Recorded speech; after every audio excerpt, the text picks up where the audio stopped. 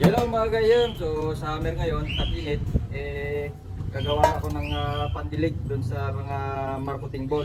Ito yung pinapainom ko sa baka at mga kambing, probiotic. Ito naman yung humic powder ba yun? Yung organic din na pataba.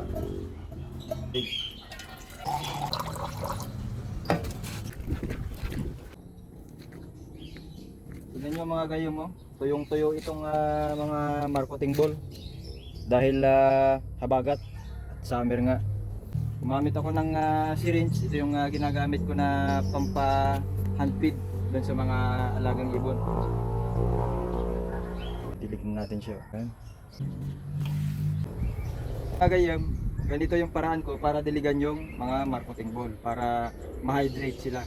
Okay, hanggang sa muli. Paalam!